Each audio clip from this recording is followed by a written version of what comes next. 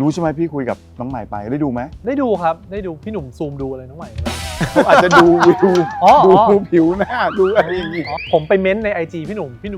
ไม่ตอบผมด้วยจริงป่ะจริงครับแต่พี่หนุ่มตอบคนอื่นหมดเลยนะเต๋อนี่มันแบบนัมเบอร์วันในใจพี่เหมือนกันนะไม่จริงป่ะฮะแล้วทำไมไม่ตอบ IG ผมอะที่ผมถ้าเป็น number one ทำไมผมถามทักไปไม่เห็น อ๋อ นี่เต๋อโกรธพี่อยู่ใช่ไหมไม่ได้โกรธที่ผมแซวเล่นบิลกินครับบิลกินสวัสดีครับบิลกินมานี่เข้ามาทักทายกันหน่อย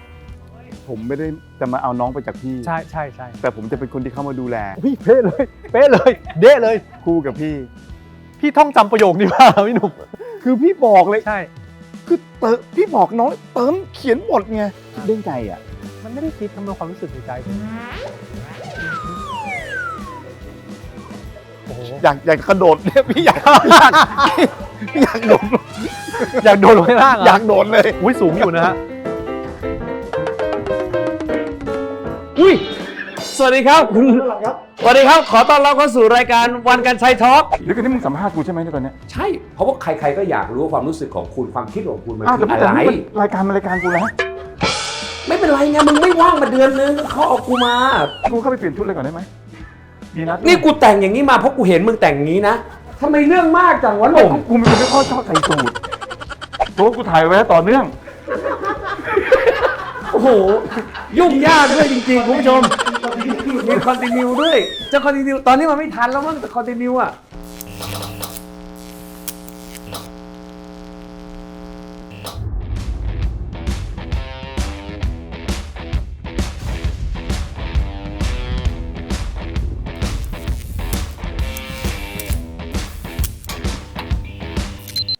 สวัสดีครับคุณผู้ชมครับขอต้อนรับเข้าสู่รายการวันกันชัยทอล์กนะครับรายการที่โด่งดังมากๆมีคนติดตามเป็นล้านวันนี้ผมวิลลี่แมคอินทอชนะครับ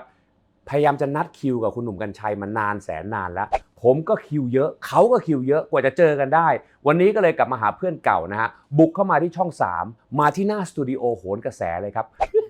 มายังอ่ะเราไปดูไหมว่าเขาออกจากสตูดิโอมายังเงียบกริบว่างนะครับข่าวนอกลู่คนเราคุณกัญชัยนี่เขาซ่อนตัวเก่งจริงๆในตึกนี้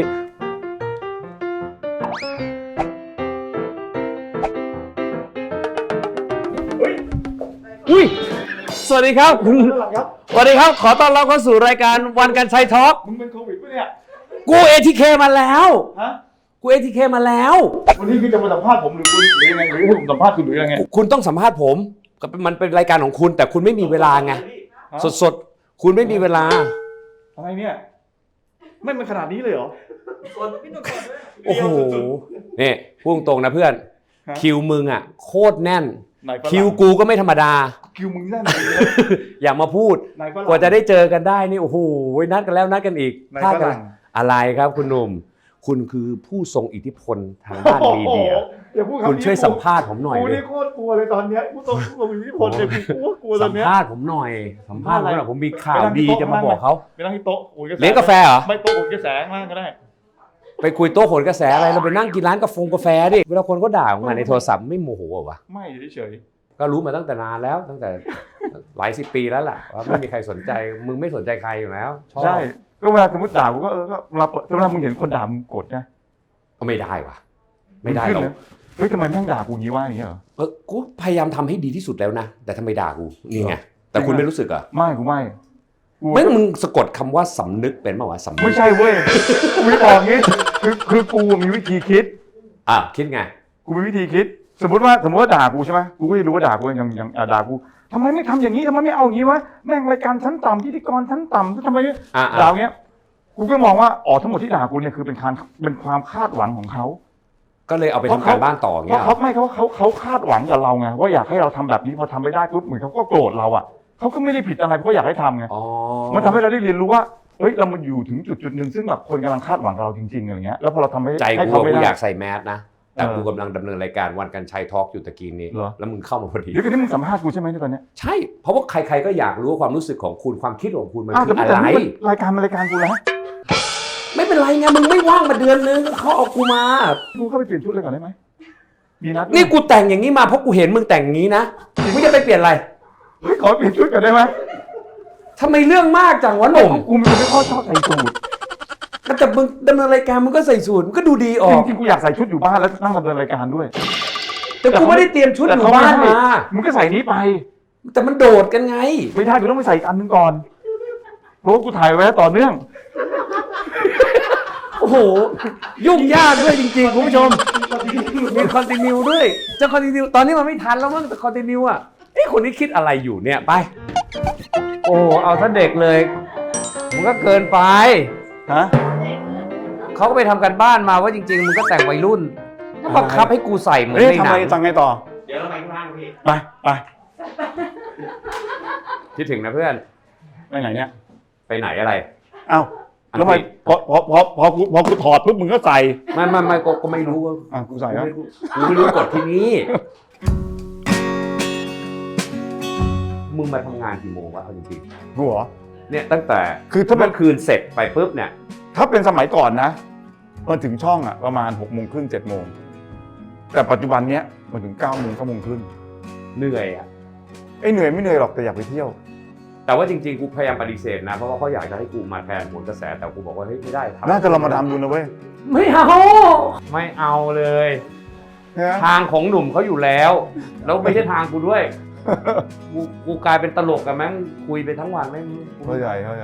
ช่ไหมไม่เครียดเหรอชีวิต เครียดดิก็ทำงานมันก็ต้องเครียดอ่ะ ใครเขาบอกทำงานต้องเครียดมึงดูกู ทำไม ทำงานกูหลั่นละ รายการมึงกูไม่เหมือนกันเลยไปมึงง่าย เมื่อไหร่อ่ะ อะไรอ่ะ ฮอลลีวูดอ่ะเมื่อไหร่อ่ะ ฮอลลีวูดรัช มึ ดาง พูดโอ้โห ฮอลลีวูดไหน มึงเล่นมุกฟรีบัสเลยเหรอ่ะมึงเล่นมุกฟรีบัสอ่ะโอ้โหโคตรเลยอ่ะ กูลืมเปิด นะเจอผมมาลนลานแน่ไอเนี่ยไปออก แม่งบุคคลที่ไม่ควรจะเจอนะวิลลี่กับโบ๊ทพิบูลนันท์เนี่ยไอ้เหี้ย2 คนเนี่ย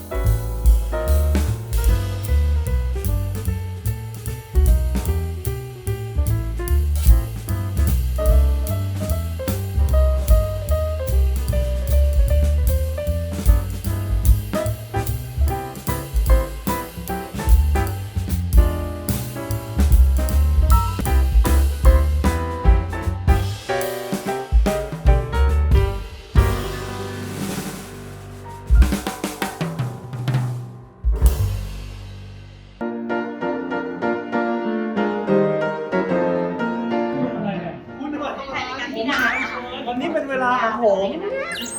เมื่อก่อนมันใช้ ไม่อยากไปตรงนู้นไกลแล้วนะคุณ มันออกไม่ถึงนะ เขาบอกว่าพ่อไม่ตี เกิด ไท ไม่ ย ยอม ครัว ไปตีไทยครัวต้องแวะมาหานะอันนี้ถ่ายอยู่เหรอเนี่ยถ่ายอยู่ร้านเนี่ยกล้อง1กล้อง2เนี่ยอันนี้เริ่มแล้วเหรอขอโทษได้คุยได้ไม่ต้องกลัวเฮ้ยไม่ต้องกลัวอะไรเลยสนุกดีคนละเจนเลยนะห่างผมว่ามี3 ปี อันนี้ แล้ว คือเจนหนึ่งอันนี้เข้ามาเจนสุดท้าย สุดท้ายครับใช่ ตัวถึงสุดท้ายไม่มีแล้วหรอ โอ้ยอะไรเนี่ยพี่หลุดปากเจนล่าสุดเฉย นี่ค่ะนี่ ใช่ว่าเจนล่าสุดใช่ว่าเจนสุดท้าย อ๋อ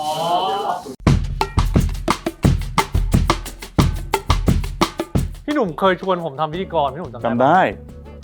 จำได้แต่เต๋อไม่ท ตาบัคเดอะสตรีทรัชดา ำใช่แต่เต๋อไม่ท ใช่นะ ำเต๋อบอกรายการอย่างนี้ผมไม่ทำหรอกครับ ผมจำได้แม่นว่าผมไม่ได้พูดอย่างนั้นใช่ผมจำได้แม่นเลย แต่ทุกวันนี้ผมเริ่มทำพิธีกรแล้วนะ ก็ใช่ไงพี่บอกไงเต๋อต้องทำไป ไปครับเขาถ่ายกันแล้วเลยอ่ะ ไม่รู้เขาพี่ก็ไม่รู้มันอย่างเงี้ยเต๋ออยากนั่งฝั่งไหนเห็นว่าโอ้ยมีการถ่ายอยู่ตลอดเลยเหรอไหนวะ น้องโทษครับ น้อง สงสาร โอ้สงสารมาก ย้ายเลยต้องย้ายด้ โด วย นไล่ที่ ให้มันรู้กันบ้างเฮ้ยเราเดินไปเลยโอ้ยเดินหงอยๆไปเลยโอ้ยสงสารอ่ะ เปิดเลยเปิดต้องเปิดก่อนไม่ เพราะมันเริ่มเรื่องไม่ถูกไม่งั้นมันเริ่มเรื่องไม่ถูกว่ามันจะเริ่มอะไรยังไงอะไรเงี้ย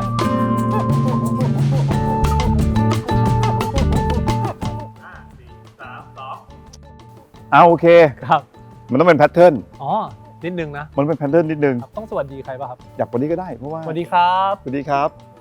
โอเคนะครับ สวัสดีครับ วันกันชัย EP นี้นะฮะก็ ครับ แน่นอนหลายคนบอกว่าคุยกับฝ่ายหญิงไปแล้วต้องคุยกับฝ่ายชายด้วย อ๋อครับ รู้ใช่ไหมพี่คุยกับน้องใหม่ไปได้ดูไหม ได้ดูครับได้ดูพี่หนุ่มซูมดูอะไรน้องใหม่ก็ไม่รู้ จริงป่ะ ใช่ครับ คือ แล้วผมไปเม้นต์ใน IG พี่หนุ่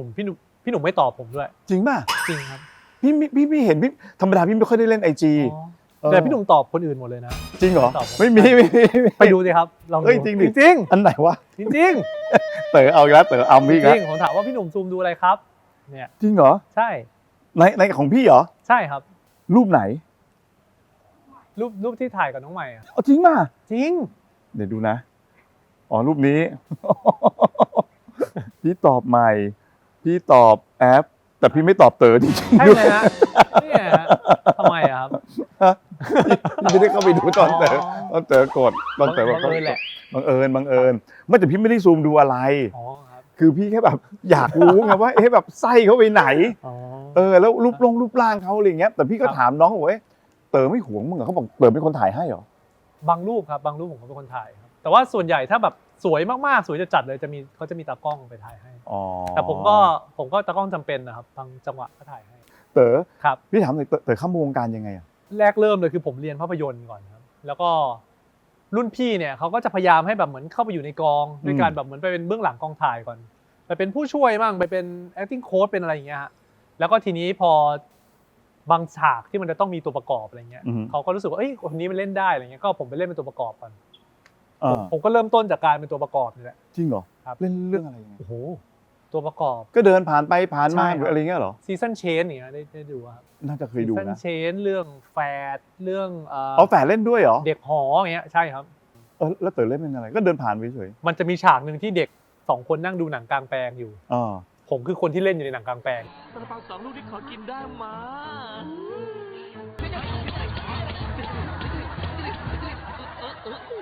อยู่ในหนัง ผมใช่อยู่ในหนังซ้อนหนัง ซ้อนหนัง ใช่ครับ แล้วทำไมอยู่ดีๆมาเขียนบทได้ยังไงอ่ะ พอเราเรียนจบภาพยนตร์มาเนี่ยผมก็เริ่มเข้าสู่การเขียนบท คือเหมือนแรกเริ่มเลยคือมีเพื่อนคนหนึ่งชื่อเมธคุณเมธทำเรื่อง I Find Thank You Love You ทำเรื่องATM รักเออเขาเป็นเพื่อนด้วยกันมาเรียนด้วยกันมาครับแล้วเขาก็ทำหนังสั้นแล้วพี่เก้งเห็นพี่เก้งชอบพี่เก้งเลยชวนมาเขียนบทแล้วเมธก็บอกเฮ้ยผมเอาเพื่อนผมไปเขียนด้วยได้ไหมก็เลยเอาเพื่อนมาเขียนด้วยกันหมดเลยนั่นก็คือเริ่มต้นการเขียนบทเรื่องแรกเรื่องเก่าๆเขียนด้วยกันเก่าตอนนั้นคุณโจอีฟบอยป่ะ ใช่ใช่ไหม ใช่ พี่เห็นพี่จำได้นะ จำสุดยอด เขาบอกเต๋อก็จำแม่นเหมือนกันเนี่ยเป็นคนจำแม่นเนี่ย ครับจำแม่นแต่ผมจำได้ว่าตอนผมอยู่ราชวัฒน์เนี่ย คนลือกันหนาหูมากว่าพี่หนุ่มนี่คือตัวเด็ดของราชวัฒน์ ใช่พี่เป็นเจ้าพ่ออยู่ที่นั่น อ๋อรู้จักคนเยอะ ใช่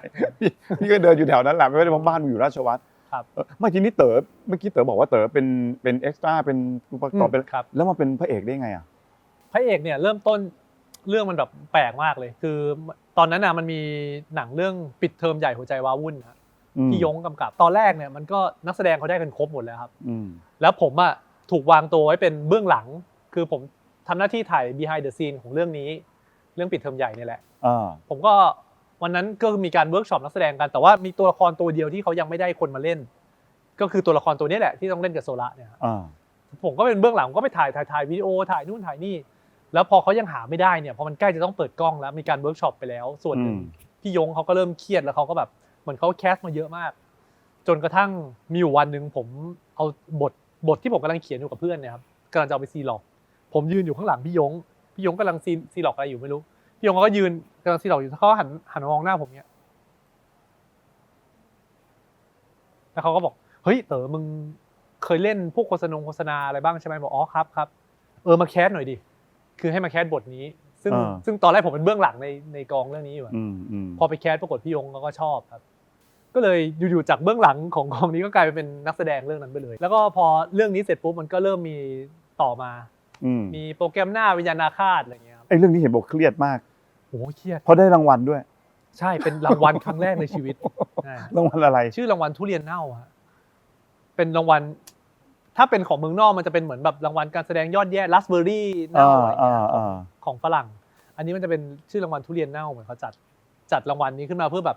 ใน1 ปีมีหนังกี่เรื่องก็ตามใครเล่นแย่ที่สุดอะไรเงี้ยอันนี้จัดโดยผมจำไม่ได้แล้วเหมือนเป็นเว็บนึงครับเป็นเว็บนึงเป็นเว็บนึงที่เขาจัดรางวัลนี้มาหลายปีแล้วก็ปีนั้นนะผมได้โอ้โหเครียดเลยทำไมอ่ะมันแบบรู้สึกเฮ้ย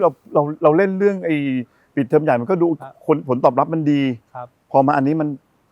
คือปิดเทอมใหญ่อะถึงแม้ผลตอบรับจะดีแต่ว่าตอนถ่ายผมก็เครียดคือตอนนั้นผมรู้สึกว่าเหมือนเราก้าวมาจากอาชีพเบื้องหลังนะฮะแล้วพอมาทำเบื้องหน้าเราเหมือนเราไม่ชินนะเราแบบพอจะต้องมีไฟอย่างเงี้ยมีกล้องมาอย่างเงี้ยแล้วก็บอกให้เล่นตามที่แบบตามที่เขาเห็นภาพในหัวเราก็ต้องเล่นให้ได้แล้วมันไม่ใช่สักทียากสักทีอย่างเงี้ยปิดเทอมใหญ่นี่ผมเทคมากที่สุดคือ38เทคคือถ่ายวนไปอย่างนั้นน่ะ38รอบพี่ยงก็ไม่ปล่อยผ่านนะถ้ามันยังไม่ได้ผมก็เลยตอนนั้นน่ะจากปิดเทอมใหญ่ผมเครียดมากแต่สุดท้ายตัดต่อมามันโอเคนะพอมาโปรแกรมหน้าเนี่ยเครียดหนักกว่าเดิมอีกเพราะว่าคราวนี้ต้องเล่นเป็นตัวละครที่ไม่ใช่ตัวเองเลยเป็นคนแบบเครียดเป็นพนักงานโรงหนังที่เป็นแบบเหมือนแบบดาร์กหน่อยครับซึ่งตัวเราไม่ใช่คนแบบนั้นนะเวลานั้นก็เลยแบบโอ้โหมันยากมันต้องปรับโหมดแล้วต้องกลัวผีอีกต้องเจอสถานการณ์อะไรเงี้ยแล้วทีนี้เราเอาออกไม่เป็นพอเราเล่นตอนเราเล่นแรกๆครับเราก็ต้องเหมือนแบบสร้างคาแรคเตอร์ต้องจินตนาการในหัวแล้วพอเราออกไม่ได้มันเลยแบบกลับไปบ้านก็นอนไม่หลับอะไรเงี้ยก็ยังเป็นอยู่อย่างนั้นยังเครียดอยู่ตอนนั้นเป็นช่วงเวลาที่เครียดมากแล้วดันมาได้รางวัลยอดแย่อีกก็โอ้โหเห็นบอกอยากจะออกจากวงการเลยเนี่ยใช่ครับก็ไม่อยากเล่นหนังตัดสินใจแล้วเลยว่าจะไม่เล่นอะไรไม่เล่นอีกแล้วพอแล้วมันกดดันเกินไปอะไรเงี้ยเครียดแล้วคือแบบพอทุเรียนเน่ามันถึงกับมันการแสดงไม่ดีมันอะไรอย่างนี้ด้วยใช่ไหมใช่ครับมันมันแย่ครับแย่มากคือทุกครั้งเวลาไปเจอคนใหม่ๆหรือใครก็ตามเขาก็ผมก็รู้แหละว่าในใจเขาก็อยากจะปลอบอยากจะพูดอะไรอย่างเงี้ยแต่เขาก็ไม่กล้าพูดอ่ะพี่หนุ่มนึกออกว่ามันจะเป็นสถานการณ์อึดอัดอ่ะเหมือนเราไปเราก็จะรู้สึกว่าเขาอยากจะถามอยากจะพูดอะไรอย่างเงี้ยแต่เขาก็ไม่อยากจะพูดกลัวเราจะเฮิร์ตอะไรเงี้ยมันเลยกลายเป็นบรรยากาศแบบกระอ่วนไปตลอดเลยอ่ะเหมือนแบบเราก็รู้สึกตอนนั้นรู้สึกซัฟเฟอร์เหมือนกันแต่พี่ไม่เคยได้ยินนะอันเนี้ยมันเป็นเว็บนึงเหรอใช่ครับมีประกาศรางวัลจริงจังเลยแล้วทำไมถึงตัดสินใจเล่นเรื่องต่อไปโอ้โหวันนี้มันมากครับเพราะว่าคือหลังจากผมตัดสินใจว่าผมจะไม่เล่นแล้วผมก็จะมาเบื้องหลังอย่างเดียวแล้วผมจะกลับมาเขียนบทอย่างเดียวก็ไปคุยกับคุณโต้งพี่โต้งบรรจงผู้กำกับเนี่ยครับตอนนั้นกำลังเขียนบทด้วยกันอยู่แล้วเขาก็พูดขึ้นมาประโยคนึงว่าแบบเนี่ยสมมุติว่าในอนาคตเนี่ยหลังจากวันนี้ไปอีกสัก10 ปีอย่างเงี้ยเหมือนคนแบบไปเจอหน้ามึงจากสื่ออะไรก็ตามอะไรไม่รู้ที่มึงเลิกเล่นไปแล้วเนี่ยครับแล้วเขาเอาชื่อไปเซิร์ชเนี่ยเขาจะเจอว่าเป็นนักแสดงคนหนึ่งที่เคยเล่นหนังเรื่องนึงได้รางวัลทุเรียนเน่าแล้วเลิกเล่นไปเลยซึ่งสิ่งนี้จะอยู่กับมึงไปตลอดชีวิตมันหมายถึงว่าเรื่องสุดท้ายที่มึงได้คือได้รางวัลทุเรียนเน่าแล้วเลิกเล่นไปเลยจบเลยมันก็เลยแบบเฮ้ยผมก็เริ่มคิดแล้วเขาก็พูดว่าเนี่ยเราต้องแก้มือไหมเหมือนแบบต้องทำอะไรสักอย่างเพื่อกลับมาอีกครั้งหนึ่งมันจะให้สิ่งนี้อยู่กับเราไปตลอดอะไรอย่างเงี้ยผมก็เลยโอเคผมเรียนการแสดงครับเริ่มไปเรียนการแสดงกับพี่เงาะกับอะไรเริ่มแบบเหมือนเริ่มเข้าใจพยายามทำความเข้าใจมันมากขึ้นเริ่มทำการบ้านมากขึ้นเริ่มแบบโอ้โหจริงจังกับการแสดงมากขึ้นนะครับแล้วก็ได้คนพบว่ามันส่งผลจริงๆคือแบบความเครียดความกดดันลดลงเยอะมากแล้วก็ให้ความสุขนำไปแล้วกลับมาเล่นอีกเรื่องคือเรื่องอะไรกวนมันโฮครับโอ้โหนี่เรื่องถัดไปก็กวนมันโฮเลยใช่เพราะพี่ดูทุกเรื่องเกือบทุกเรื่องเลยพี่ว่านะไอ้สายลับจับบ้านเล็กด้วยใช่ไหมอันนี้ตัวประกอบนะแต่ว่าเล็กอ่ะใช่ป่ะผมมาแค่ฉากเดียวเลยนะพี่ว่าพี่เคยดูตัวนั้นซันนี่เล่นซันนี่เป็นพระเอกใช่ไหมครับพี่ก็ดูเต๋อว่าผ่านมาหลายเรื่องมากอะไรเงี้ยอันนั้นตอนยุคที่ผมยังเป็นตัวประกอบอยู่เห็นรางวัลก็ได้เยอะเหมือนกันหลังๆก็คือได้รางวัลแบบครับก็หลังจากทุเรียนเน่าก็มีรางวัลอื่นละมีสุพรรณหงส์บ้างมีดาวรุ่งเอเชียอะไรอย่างนี้บ้างอะไรเงี้ยครับแต่ว่าเรื่องของการเขียนบทนี่คือแบบเขียนเยอะมากใช่ไหมเขียนเยอะไหมเยอะครับก็ถ้าเริ่มต้นมาเรื่องแรกคือเก่าๆครับที่เขียนแล้วผมก็ทำงานเขียนบทกับแสดงควบคู่กันมาเลยก็จะมี4แพร่งไปช่วยโยนไอเดียตอนนึงตอนคนกลางไม่รู้พี่หนุ่มได้ดูป่ะแล้วก็หลังจากนั้นก็มาเขียนเต็มตัวคือเรื่อง5แพร่งที่พี่มาชาเล่นครับแล้วก็มาเนี่ยกวนมืนโฮ แฟนเดย์ร่างทรงครับ อ๋อร่างทรงด้วยเหรอ ร่างทรงด้วย โอ้พี่โคตรชอบร่างทรงใช่ แต่เขียนกันเป็นทีม พี่สัมภาษณ์ร่างทรงใช่เต๋อเขียนด้วย ใช่ครับ พี่ชอบมากเลยร่างทรง ค อ่ะ รับผม แล้วทำไมเต๋อถึงไม่ได้เขียนร่างทรงเพราะอะไรอ่ะ ทำไมถึงมันได้มา มา เขี เขี ย ย น นร่างทรงอ่ะ ก็เนี่ยแหละครับผมทำกับพี่โต้งมาเกือบทุกเรื่องเลย หลังจาก4แพร่งมาผมก็เหมือนทำงานเขียนบทเป็นประจำอ่ะเป็นเหมือนแบบทำร่วมกันมากับพี่โต้งบรรจงมาตลอด ทีนี้พอเขาได้มีโอกาสทำร่างทรงครับก็เขาก็เลยดึงผมไปเขียนด้วยกับน้องอีกคนชื่อน้องเยเมนใช่ครับ แล้วจะมีภาค2ไหมร่างทรง คิดว่าไม่น่าไม่แน่ไม่น่า ไม่รู้เหมือนกัน แต่มันสนุกมากเลยเนอะ อ๋อโอ้ยขอบคุณครับ หนังอ่ะมันสนุกแต่บท อ๋อนี่บางทีผมก็ต้องชั่งน้ำหนักว่าชมหรือไม่ชมหรืออะไร ชม อ๋อชม อุ้ยเต๋อนี่มันแบบnumber 1ในใจพี่เหมือนกันนะ โอ้ยจริงป่ะฮะ พี่เค แล้ว ย ทำไมไม่ตอบIG ผมอะที่ผม ถ้าเป็น number 1ทำไมผมถามทักไปไม่ ไม่เห็น อ๋อ มันมีคำถามมันเขียนมาให้มันบอกว่าเต๋อไม่เคยโกรธใครเลยใช่ไหมนี่เต๋อโกรธพี่อยู่ใช่ไหม ไม่ได้โกรธที่ผมแซว แซวเล่นผมเอาจริงผมแทบไม่ค่อยโกรธใครนะ แต่ก็มีมันก็ต้องมีแหละมนุษย์ เคยมีไหมชีวิตเคยมีโกรธใครไหม มีครับมี แต่ไม่แสดงออก อย่างเช่น ก็จะพยายามนับในใจ อย่างเช่นในทำให้เต๋อโกรธได้ พี่ดูเต๋อพี่ก็ไม่เคยเห็นเต๋อเคยมีเรื่องมีราวมีอะไรกับใครนะไม่เคยเป็นข่าวอะไรกับใคร ไม่ค่อยมีคือเวลาผมโกรธอะผมจะไม่แสดงออกด้วยการแบบระเบิดด่าหรืออะไรอย่างเงี้ยครับน้อยมากไม่ค่อยมีก็ผมก็จะเก็บไว้ในใจแล้วผมก็จะรับรู้ว่าโอเคเขาทำให้เราโกรธเพราะอะไรโอเคแล้วสิ่งนั้นอะเราแก้ได้ไหมถ้าเราแก้ไม่ได้แล้วรู้สึกว่าคนนี้กับเราแม่งไม่ได้แล้วอะไรเงี้ยผมก็จะเฟดออกมาจากเขาไปก็จบก็จะเหมือนชีวิตว่าเขาอยู่นอกวงโคจรชีวิตผมมาถ้าโกรธมากๆนะครับซึ่งที่ผ่านมาคนที่แบบอยู่นอกวงโคจรชีวิตแบบนี้น้อยมากแทบไม่ค่อยมีเลย ฮะ ใช่ครับ แล้วเคยโกรธใครแบบสักหนึ่งตัวอย่างมีไหมอย่างเช่นกรณีเรื่องอะไรที่ทำให้รู้สึกว่าเฮ้ยกูโกรธวันนี้แม่งไม่ได้อะไรเงี้ย ก็จะมีเคสหนึ่งที่เหมือนผมไปเมนแล้วเขาไม่ตอบพูดเล่น ไอ้คนเขียนบทเนี่ยมันคิดเร็วเวลามันพูดเลยมันคิดเร็วแล้วมันตอบนะ พูดเล่นไม่ ต่อ ค่อย ปาก โกร ต่อ ธ คำไม่ค่อยได้ ไม่ครับไม่ค่อยโกรธ มีอยู่ครั้งหนึ่งพี่เคยชวนเต๋อไปเป็นพิธีกร ใช่ครับที่เดอะสตรีทรัชดา จำชื่อรายการได้ไหม จำชื่อรายการไม่ได้ จำไม่ได้จริง จำไม่ได้ แสดงมันไม่ได้อยู่ในใจเต๋อเลยใช่ไหม มันอยู่ในใจผมตลอดครับ แต่วันนั้นมันยังไม่ใช่เวลาของผม คือเหมือน ค่ะ บิลกินครับบิลกิน สวัสดีครับบิลกิน มานี่เข้ามาทักทายกันหน่อย บิลกินทำอะไรครับ ทำไมฮะ รถชนเหรอ นานแล้วฮะอียอไม่มีอะไรฮะครับ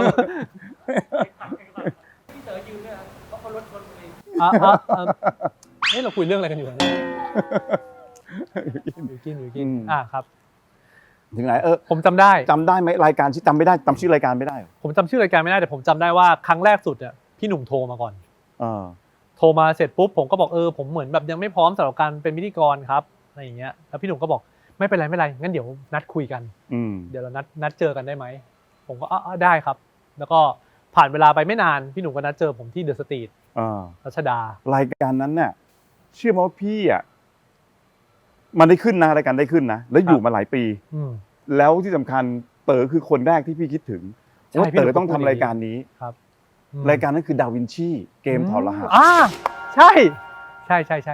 ไหมใช่ครับคือดาวินชีเป็นรายการดีมากนะผมก็บอกพี่หนุ่มว่าผมว่ารายการนี้ยังไงก็ดังจำได้ป่ะครับจำได้ปังแน่ไม่ต้องเป็นผมมันก็ดีอยู่แล้วอะไรอย่างเงี้ยคือแต่ว่าพี่อยากได้เต๋อกันตอนนั้นน่ะแบบคนแรกที่คิดถึงเลยแล้วก็มีการเสนอกับคนที่ทำด้วยกันเนี่ยแล้วก็ติดต่อเต๋อเนี่ยแหละแล้วก็ไปคุยแต่เต๋อแบบเต๋อไม่ทำพี่เต๋อกลับไปคิดดูก่อนได้ไหมวันนั้นเต๋อไปถ่ายกับจอยเปรี้ยวปากชั้นด้านล่างอุ้ยพี่หนุ่มจำแม่นมากเลยจำได้หมดอ่ะครับเพราะมันติดอยู่ในใจอุ้ยผมไปทำตอนนี้ทันป่ะครับไม่ทันก็เลิกไปแล้วโถเอ้ยนั่นแหละคืออยากได้เต๋อมากเพราะคือพี่นึกถึงตลอดเลยอย่างเงี้ยหรือแม้กระทั่งแบบละครตอนนั้นพี่ไปทำช่อง8พี่ก็ติดต่อเต๋อไปแต่พี่รู้เต๋อจำได้ไหมละครนี่ไม่แน่ใจมีเคยติดต่อไปตอนนั้นทำอยู่ที่ช่อง8แต่อาจจะจำไม่ได้แต่หลายครั้งที่ต่อเต๋อแต่เต๋ออาจจะไม่รู้ว่าพี่เป็นคนให้ติดต่อไปอะไรอย่างเงี้ยพี่หนุ่มโทรมาเองเลยก็ได้ครับผมไม่โทรไปบางทีแบบติดใจไงโทรไปว่าน้องไปเสร็จโอเคมันค้างอยู่ในใจไงจริงๆผมมันมีแค่เรื่องไม่ตอบเม้นผมแค่นั้นแหละ อ๋อคือการเอาคืนป่ะฮะที่ไม่ตอบไม่ใช่ นั่นแหละโอเคแล้วทีเนี้ยพอหลังจากนั้นคือพี่จะถามว่าเต๋อตอนเนี้ยมันเล่นมาเป็นพิธีกรแล้วตอนนั้นเต๋อไม่ยอมทำพิธีกร ใช่ครับ มันเพราะอะไรเต๋อเป็นคนที่มีความสามารถมากนะเรื่องของการที่ ครับ จะเป็นพิธีกรอ่ะ คือผมผมรู้สึกว่าผมทำไม่ได้ในวันนั้นนะฮะคือมันเป็นความรู้สึกของเราดูรายการต่างๆแล้วเรียบสนุกสนานอะไรเงี้ยแล้วผมก็มาพิจารณาดูหน้าที่พิธีกรนะคือเขาต้องโฮหลายอย่างเยอะมากครับเขาต้องควบคุมตรงนี้ตรงนั้นตรงนี้แล้วก็แบบเหมือนแบบเขาใช้สมาธิเยอะมากซึ่งผมเป็นคนแบบมั่วๆซั่วๆผมนึกอะไรผมก็พูดไปอะไรเงี้ยแล้วผมรู้สึกว่าผมไม่สามารถทำสิ่งนั้นได้แน่ๆอะไรเงี้ยแล้วผมก็รู้สึกว่าณเวลานั้นผมยังไม่พร้อมที่จะทำอันนั้นไม่มั่นใจเอาพูดง่ายๆครับแต่ว่าพอตอนหลังเนี่ยหลังจากผ่านเหตุการณ์นั้นผมว่ามี 4-5 ปีเหมือนกันนะนานมากผมก็ก็เริ่มรู้สึกว่ามันเหมือนสเตจนึงของชีวิตนะพี่หนุ่ม 4 ปีกว่าแล้วอันเนี้ย ใช่ครับมันเป็นแบบเราอยากลองทำอะไรแปลกๆบางอย่างที่เราเคยไม่มั่นใจบอกมันหลังจากนี้ไปเราจะแบบเหมือนไม่มีเวลาได้เรียนรู้อะไรใหม่ๆแล้วนะอะไรเงี้ยก็เลยแบบลองดูอะไรเงี้ยลองในขณะที่เรายังมีเวลาอยู่ครับแล้วตอนนี้เป็นพิธีกรให้กับ Workpoint ใช่ครับชื่อรายการอะไรนะชื่อรายการเกมรูมครับมันเป็นยังไงเป็นรายการที่แบบเหมือนแบบเราก็จะเอาแบบเหมือนแขกรับเชิญมาแข่งขันเกมกันแบบสนุกสนานทั้งรายการเป็นความบันเทิงล้วนๆเลยครับแต่ว่าผมก็ฐานะผมมันจะไม่เหมือนกับในเปรี้ยวปากคือเปรี้ยวปากเนี่ยตอนแรกผมก็บอกเขาชัดเจนเลยผมไม่อยากเป็นพิธีกรนะเขาบอกมันไม่ได้เป็นพิธีกรเลยไปชิมรู้สึกยังไงก็พูดพี่จำได้แล้วเต๋อเป็นคนบอกพี่ว่าเต๋อชอบเป็นคนที่ตามมากกว่าใช่ป่ะใช่ครับนะผมน่าจะพูดอะไรคล้ายๆอย่างนั้นใช่ไหมคือแบบเหมือนอย่างเปรี้ยวปากก็ให้จอยเขาเหมือนกับนำไปแต่ผมมาเป็นคนตามใช่เป็นคนอะไรอย่างเงี้ยใช่ไหมคอยแบบคอยส่งคอยเพิ่มคอยนู่นคอยนี่ใช่พี่จำได้ณเวลานั้นคือไม่กล้าที่จะเป็นแบบเป็นโฮสต์แบบนำเป็นลีดอะไรอย่างเงี้ยใช่ไหมตอนนั้นอ่ะผมรู้สึกผมยังไม่เก่งพอตอนนั้นแล้วพอมาปัจจุบันนี้คนเดียวเลยไหมหรือยังไงมีอีกคนเป็นลูกคู่ครับคือคุณแจ๊ดแจ๊ดที่ชอบหายตัวบ่อยๆแล้วก็เมียพยายามตามลงIGด่านี่ใช่ไหมใช่ครับใช่เราพูดถึงเรื่องแจ๊ดได้นะได้ดิใช่แจ๊ดเป็นแจ๊ดก็เป็นคนดีอ้าวไม่คิดเมียพยายามตามแจ๊ดเป็นคนดีนะแจ๊ดเป็นคนดีเวลาที่แบบเขาจะแบบไม่ค่อยกลับบ้านอ่ะจะบอกตัวเองเป็นโควิดหรือแบบบางทีก็แบบจะบอกตัวเองแบบอยู่กักตัวอะไรเงี้ยแล้วก็ไม่ค่อยกลับบ้านอะไรเงี้ยแล้วพี่หนุ่มทราบได้ไงฮะเมียเขาโทรมาบอกเนี่ยล่าสุดส่งมาบอกเนี่ยแจ๊ดเอาอีกแล้วแม่น่ากลัวจริงไม่รู้ว่าพี่หนุ่มจะไปพูดถึงผมยังไงเหมือนกันนะหลังจากนี้ไปเนี่ยไม่มีแต่วันนี้คือความมั่นใจในการเป็นพิธีกรมากขึ้นแล้วจะรับอีกไหมแรกสุดก็ไม่มั่นใจเหมือนกันก็มันรู้สึกว่าลุยอ่ะลองสักอันนึงอะไรอย่างเงี้ยครับก็พอไปลองทำแรกๆก็นอยเหมือนกันนะแต่พอผ่านไป 2-3 ครั้งก็เริ่มเข้าใจเริ่มรู้วิถีของมันก็สนุกดีสนุกไหมก็สนุกดีอยากทำพิธีกรแบบยังไงนอกจากตอนนี้เป็นเกมใช่ไหมครับอยากทำแบบพวกทอล์กพวกอะไรอย่างงี้ไหมอันนี้คือชวนแล้วป่ะฮะถามก็เดี๋ยวลองดูฮะคือตอนนี้ชอบทอล์กชอบคุยชอบอะไรไหมทำไมเป็นคนไม่อยากรู้อยากเห็นใช่ไหมผมอยากรู้อยากเห็นแต่ผมจะเลือกใช้วิธีที่ไม่ถามเช่นแอบฟังหรือว่าแอบดูอะไรเงี้ยใช่ไม่ได้ดิคือผมเป็นโรคแบบเหมือนแบบผมชอบคิดถึงคนอื่นเยอะเกินไปอันนี้เป็นข้อเสียผมเหมือนกันนะสมมุติว่าบางครั้งผมจะรู้สึกว่าผมถามสิ่งนี้ไปอะเหมาะหรือเปล่าเขาถ้าเขาอึดอัดแล้วเขาไม่อยากพูดเรื่องอึดอัดอะแต่เราไปทำให้เขาอึดอัดแล้วอย่างเงี้ยนึกออกป่ะอันนี้คือกำลังพูดถึงพี่ไม่ใช่พี่อะไรแบบพี่เลยไม่กล้าถามเลยไม่ผมตอบได้อันนี้ผมบอกเลยผมตอบไม่อึดอัดใช่ไหมไม่อึดอัดครับแต่ตัวผมชอบคิดแทนคนอื่นแล้วมันจริงๆเป็นปัญหาชีวิตเหมือนกันคือผมเป็นคนคิดมากเกินไปในหลายๆเรื่องในขณะที่บางเรื่องก็ไม่คิดเลยมันแบบยังบาลานซ์ได้ไม่ค่อยดีเท่าไหร่เต๋อดูเป็นคนแบบล่าเริงไหมหรือเป็นคนแบบยังไงเป็นคนอารมณ์ดีหรือเป็นคนที่แบบพื้นฐานส่วนตัวล่าเริงใช่ไหมเฮฮาหนุกหนานปล่อยมุกกวนชอบกวนชาวบ้านมองโลกในแง่ดีใช่ครับใช่แต่พอเวลามีเรื่องนิดเดียวก็เครียดง่ายเลยและเครียดก็จะดิ่งนิดนึงครับแล้วก็ไม่ค่อยชอบระบายด้วยเพราะเวลาระบายรู้สึกว่าเหมือนเราเอาความเครียดไปโยนใส่คนอื่นแล้วมันแบบสงสารเขาต้องมารับรู้สิ่งที่เครียดอะไรเงี้ยเราก็จะพยายามแก้ด้วยตัวเองให้ได้โอเคแล้วอย่างน้องใหม่เนี่ยครับทำไมเขาเรียกเราว่าลุงเพราะอะไรโอ้โหแรกเริ่มคือเล่นละครด้วยกันแล้วคือผมจะอายุมากกว่าเขาเยอะครับประมาณ9 ปีไม่ใช่ประมาณหรอกเป๊ะๆเลยแหละผมอายุมากกว่าเขา9 ปีแล้วทีเนี้ยมันก็เป็นวิธีการที่เขาแซวครับ1คือเราอายุมากกว่าเขาเยอะแล้ว2คือพฤติกรรมการใช้ชีวิตเรามันจะดูเป็นลุงนิดนึง ก็จะทำอะไรใจเย็นช้าๆไม่ค่อยรีบ ก็เลยเรียกลุงตั้งแต่ ใช่ครับ ตั้งแต่ก่อนที่จะคบกันถูกไหมตั้งแต่ตอนที่ ใช่ครับ ทำงานด้วยกันเลย เขาเรียกลุงตั้งแต่ตอนที่ยังไม่ได้คบกันเลยครับ ตั้งแต่ตอนทำงานด้วยกัน ใช่ครับ ชายไม่จริงหญิงแท้ปะ ใช่ครับ ใช่ไหม ใช่ไม่จริงหญิงแท้ แล้วไงอะคือเต๋อไปถามเคยชอบมาก่อนไหมรู้ไหมเนี่ยว่าคือใหม่ดาวิกาแล้วรู้สึกโอ้เราชอบแล้วแบบอะไรเงี้ยมีไหม ผมรู้สึกว่าเขาเป็นคนสวยมาก คือในความคิดผมนะครับณเวลานั้นนะรู้สึกโอ้สวยหุ่นดีแล้วแบบเหมือนแบบมีเสน่ห์มากอะไรอย่างเงี้ยครับ แต่ว่าตอนแรกเนี่ยผมไม่ได้มีความคิดชอบเขาในเชิงลักษณะแบบชอบแบบแฟนนะตอนนั้นก็ยังไม่มีแต่ว่าก็รู้สึกประทับใจในตัวเขาที่ได้รู้จักกันว่า คือภาพในหัวเราไม่คิดว่าเขาเป็นคนแบบเหมือนแบบล่าเริงไม่คิดว่าเขาเป็นคนแบบเฟรนลี่ หมาหยอกไก่ไหม ในกองอะครับก็แซวนะแต่ว่าผมว่าผมไม่ได้หวังผลน่ะถ้าหมาหยอกไก่มันต้องมีความแบบนิดนึงมาเราก็ไม่ได้หวังผลเลยแล้วก็แซวบ้างทำตลกแต่ในใจเราชอบกันนะตอนนั้น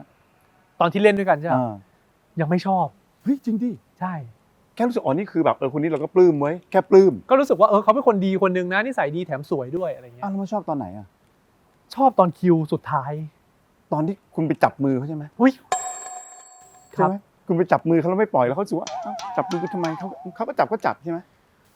ดอกนั้น ดอกนั้นใช่ไหมประมาณนั้นคือเหมือนวันนั้นเป็นวันถ่ายวันสุดท้ายแล้วซีนนั้นเป็นซีนต้องจับมือกันนะครับแล้วไม่รู้อะไรทำไมก็ไม่รู้ก็คือพอเขาคัดไปแล้วผมก็ยังจับอยู่ใช่ครับผมยังจับอยู่ไงแล้วแต่เขาก็ไม่ได้มีท่าทีที่จะปล่อยออกเหมือนกันเขาก็บอกมันก็เลยเหมือนจับค้างกันอยู่อย่างนั้นน่ะใช่ครับแล้วเราก็รู้สึกว่าเฮ้ยแปลกป่ะวะในใจเราคิดว่าสิ่งที่เราทำอยู่มันแปลกป่ะวะเขาจะรู้สึกแย่ป่ะวะอะไรเงี้ยแต่ว่าเราก็มันก็เรารู้สึกเขาไม่ปล่อยเราก็ไม่ปล่อยใช่มันก็ไปพักนึงอ่ะไปอีกสักพักนึงแล้วหลังจากนั้นมันมีอาการแบบอุ๊ยแบบไม่มีอุ๊ยแบบพี่หนุ่มเลยฮะใช่ฮะแต่อุ๊ยใช่อันนี้ไม่มีแต่ก็รู้แล้วเฮ้ยเขาน่าจะมีใจกับเราเว้ยอะไรอย่างเงี้ยคิดไหมไม่คิดขนาดนั้นนะเฮ้ยจริงดิผมในใจผมคิดว่าเขาอาจจะรู้สึกแค่ว่าแบบลืมเสียมารยาทเปล่าถ้าสมมติว่าไปเอาออกเงี้ยผมในใจผมคิดแค่นั้นนะครับไม่ได้คิดอย่างนั้นไม่ได้เหรอทำไมพี่หนุ่มมีประสบการณ์เรื่องการจับมือกับคนแสดงผู้หญิงเขามีใจเหรอครับคือเขาไม่กลัวเป็นผู้หญิงที่ไม่กลัวเขาสู้ฮะเราก็สามารถที่จะแบบคุยต่อได้พี่หนุ่มจดเคล็ดลับอะไรไว้ไหมส่งไม่แต่ว่าผมไปจีบน้องใหม่ต่อแต่หลังจากนั้นครับเต๋อเองก็ส่งข้อความไปหาใช่ไหมใช่ครับหลังจากวันนั้นผมเริ่มค่อนข้างแน่ใจในตัวผมแล้วว่าชอบแล้วเฮ้ยผมน่าจะรู้สึกซัมติงกับเขาแล้วรู้สึกชอบเขาแล้วแน่ๆเลยจากวันนั้นเลยนะครับคือก่อนหน้านั้นเนี่ยก็คือร่วมงานกันไปแล้วเรารู้สึกว่าคิวสุดท้ายมันมีเดดไลน์บางอย่างกำหนดว่าหลังจากนี้ไปมันจะไม่ได้เจอกันแล้วไม่รู้ว่าจะเจอกันอีกเปล่าก็ไม่รู้แล้วก็มันเหมือนมันจะต้องมีเส้นทางที่แยกกันไปครับเพราะเขาก็ตอนนั้นเขาก็เป็นสายละครส่วนเราจริงๆเราจะเป็นสายหนังแล้วก็เบื้องหลังอะไรอย่างเงี้ยก็มันก็เลยประมวลกันออกมาแล้วมันเกิดความรู้สึกนั้นขึ้นมาแล้วก็เลยหลังจากจับมือกันไปเนี่ยแยกย้ายกันกลับบ้านกันอะไรกันเนี่ยผมก็รู้สึกว่าเฮ้ยเราเหมือนจะชอบเขาแล้วอะไรเงี้ยก็เลยส่งข้อความไปครับบอกว่าเราวันนี้เป็นวันสุดท้ายไม่รู้จะได้เจอเมื่อไหร่อย่างนี้ใช่ไหมแล้วก็บอกเขาเลยว่าชอบเหมือนอยู่ๆผมก็พูดชอบไปเลยฮะผมไม่ได้ถามเขาด้วยเขาชอบผมเปล่าส่งว่าเราชอบเป็นแมสเสจไปใช่ไหมตอนนั้นผมยังไม่มีไลน์เขาด้วยผม DM ผมก็ DM ไปฮะใช่เขาบอกDM ไปแล้วก็ขอไลน์เขายังไม่ให้ด้วยตอนแรกก็สักพักนึงแล้วผมก็เลยบอกผมมีอะไรจะบอกอะไรอย่างเงี้ยแล้วผมก็ยังไม่บอกจนเขาให้ไลน์มาพอให้ไลน์มาผมก็ถึงแบบไลน์คอไปเบอร์เขาก็ไม่ให้เขาก็ไม่ให้เบอร์ด้วยผมก็มีแค่ไลน์วิดีโอไลน์คอไม่ได้วิดีโอด้วยไลน์คอไปแล้วก็เหมือนบอกเขาว่าเราชอบเขาอย่างเงี้ยเขาก็อึ้งไปเขาเหมือนเขาเงียบอ่ะคือเพราะตลอดเวลาที่ผ่านมามันไม่มีท่าทีเลยไงมันมีแค่วันนั้นวันเดียวเต๋อไม่กลัวถ้าเกิดเราบอกว่าเราชอบไปแล้วเหมือนกับว่าทุกสิ่งทุกอย่างมันขาดไปเลยอย่างเงี้ยเขารู้สึกเฮ้ยมันไม่ใช่แล้วทำไมพี่เต๋อถึงแบบมาพูดอย่างนี้กับเขาเนี่ยไม่กลัวความสัมพันธ์มันจะขาดหายไปอย่างงี้ไม่คือผมรู้สึกว่าเราแบบเราแฮปปี้มากเลยที่เราได้รู้จักกับเขาเหมือนเขาเป็นคนดีคนหนึ่งในชีวิตอะไรเงี้ยแล้วก็ต่อให้ในอนาคตเป็นไงคือผมค่อนข้างจะมั่นใจว่าผมอยากให้เขารับรู้โดยที่ผมไม่ได้คาดหวังว่าเขาจะต้องชอบแล้วเขาตอบมาว่าไงเขาไม่ตอบอะไรมาไม่ตอบเลยเขาตกใจเขาบอกอุ๊ยเขาก็แบบเหมือนอุ๊ยครับเขาก็เหมือนแบบตกใจแต่เขาไม่ได้คำตอบอะไรมาใช่ครับจนเวลาผ่านไปผมก็ไม่ได้ถามเขาแล้วมาต่อติดกันยังไง คือพอเขาไม่ได้ให้คำตอบปฏิเสธ หรือไม่ได้ให้คำตอบรับมา นั่นก็หมายความว่าโอเคถ้างั้นผมก็น่าจะมีสิทธิ์ที่จะแบบเหมือนแบบทำความรู้จักเขาเพิ่มเหมือนแบบจีบเขาเพิ่มได้ดังนั้นผมก็เลยเริ่มต้นด้วยการไปโทรหาพี่ก้าวก่อนฮะโทรบอกเขาว่าไงใช่ผมก็บอกน้องแล้วเดี๋ยวผมจะไปโทรหาพี่ก้าวครับเขาก็ไม่ได้ปิดกั้นอะไรครับผมก็เลยโอเคงั้นผมก็เลยโทรหาพี่ก้าวสิ่งที่เต๋อพูดกับพี่ก้าวอ่ะพูดว่าผมก็บอกว่าผมชอบน้องเขาอะไรอย่างนี้แล้วก็ผมไม่ได้จะมาเอาน้องไปจากพี่ใช่ใช่ใช่แต่ผมจะเป็นคนที่เข้ามาดูแลพี่เป๊ะเลยเด้เลยคู่กับพี่ท่องจำประโยคนี้มาพี่หนุ่มคือพี่บอกเลยใช่คือเต๋อพี่บอกน้องเต๋อเขียนบทไงเต๋อเป็นคนเขียนบทไงเต๋อแบบรู้วิธีการพูดอ่ะแต่ว่าผมเต๋อรู้จักสำนวนในการคุยอ่ะแต่ผมรู้สึกอย่างนั้นจริงๆนะจริงผมไม่ได้พูดไปเรื่อยนะคือผมรู้สึกว่าผมไม่ได้ว่าจะมาจีบเขาแล้วผมก็จะเฮ้ยเราจะไปเป็นแฟนกันอยู่กัน2คนแล้วก็ทิ้งทุกอย่างไปที่พี่พูดแบบเนี้ยว่าอะไรเพราะว่าถ้าเป็นผู้ชายแล้วโทรไปหาคนนึงซึ่งต้องโทรไปบอกเขาเพราะเขาดูแลคนที่เราชอบอยู่เงี้ยถ้าเป็นพี่นะพี่ก็ยังคิดไม่ออกพี่จะพูดว่าไงพี่โทรไปบอกว่าขอโทษนะครับก้าวพอดีแบบพี่อยากจะโทรมาบอกว่าพี่ชอบน้องใหม่แล้วก็อยากจะพูดคุยกับน้องใหม่อะไรเงี้ยก้าวจะโอเคไหมอะไรเงี้ยคือพี่ไม่ได้มีเจตนาที่จะมาหลอกน้องเขาพี่อาจจะพูดในมุมอย่างนี้ไปไงครับแต่ของเต๋อแบบมันเหนือไปอีกขั้นหนึ่งเลยอ่ะคือเต๋อเหนืออีกขั้นหนึ่งเต๋อไม่บอกว่าคือผมไม่ได้มาเอาน้องออกมาจากชีวิตของก้าวนะแต่ผมจะเข้ามาดูมาช่วยดูแลด้วยครับเนี่ยมันเป็นแบบคิดได้ไงอ่ะมันไม่ได้คิดมันเป็นความรู้สึกในใจผมโอ้โหอยากกระโดดเนี่ยพี่อยากโดดลงข้างล่างอยากโดดเลยอุ้ยสูงอยู่นะฮะครับแล้วพี่ก้าวเขาก็วันนั้นน่ะเขาก็ไม่ได้ตอบรับหรือปฏิเสธเหมือนกันเขาก็พูดว่าเขาก็โอเคลองดูแต่ว่าเขาพูดอย่างหนึ่งว่าเขาแบบเหมือนเขาไม่อยากให้ผมเหมือนมาหลอกน้องคุณต้องพูดออกสื่อเลยถ้าคุณกล้าใช่ครับแล้วก็งานมันก็มีงานอีเวนต์ผมก็พูดเลยว่าผมชอบน้องเขาแล้วผมก็ไม่ได้คาดหวังให้น้องมาชอบซึ่งอันนี้ก้าวชอบมากก้าวบอกเลยบอกว่าไม่คิดว่าเต๋อจะพูดก็พูดงานต่อไปแหละที่คุยเคยมีคนไปคุยกับเขาแล้วพูดแบบนี้แบบจะจีบใหม่จะแบบอย่างเงี้ยจะแบบขอเข้ามาคุยกับใหม่ได้ไหมแล้วก้าวบอกว่าถ้างั้นลองไปบอกสื่อแล้วกันไม่มีใครพูดไม่มีใครกล้าพูดคือเขาจะแบบเหมือนแบบโปรเทคตัวเองแต่เต๋อพูดไงเขารู้บอกเขาชอบตรงนี้มากอะไรเงี้ยเขาบอกเต๋อไหมเขาก็บอกนะครับเขาก็เหมือนแบบผมว่าเขาคงไม่คิดว่าผมจะพูดจริงมั้งไม่รู้เหมือนกันเขาอาจจะคิดว่าผมจะแบบกักอะไรอย่างนี้แล้วจากนั้นเริ่มต้นนับหนึ่งยังไงต่อก็หลังจากวันนั้นผมก็เริ่มค่อยๆคุยไลน์กับน้องใหม่เนี่ยครับก็เริ่มทำความรู้จักไปเรื่อยๆแล้วก็ไม่ได้เป็นการจีบขนาดนั้นเลยครับหมายถึงว่าเริ่มให้เขารู้จักตัวตนเราเริ่มให้เราเริ่มรู้จักตัวตนเขาว่าเขาชอบไปไหนทำอะไรยังไงอะไรอย่างเงี้ยฮะยังอีกสักพักหนึ่งกว่าจะมีการนัดเจอกันครับแล้วก็ผมจนถึงวันนั้นผมก็ยังไม่มีเบอร์เขานะแล้วเขาเพิ่งค่อยให้เบอร์ผมมาทีหลังเหรอใช่ครับเขาพูดว่า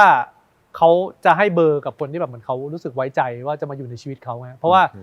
เบอร์โทรศัพท์มันเป็นสิ่งที่ไม่ใช่คนเราจะเปลี่ยนกันทุกวันอ่ะดังนั้นการที่มีเบอร์กันนั่นหมายว่าอยู่ในชีวิตส่วนหนึ่งแล้วอะไรเงี้ยแล้วตกลงสถานะความเป็นแฟนกันตอนไหนก็หลังจากนั้นนานเหมือนกันหลายเดือนอยู่ก็หลายเดือนแล้วตกลงกันยังไงตกลงเป็นแฟนกันแล้วนะตกลงนี้หรือไง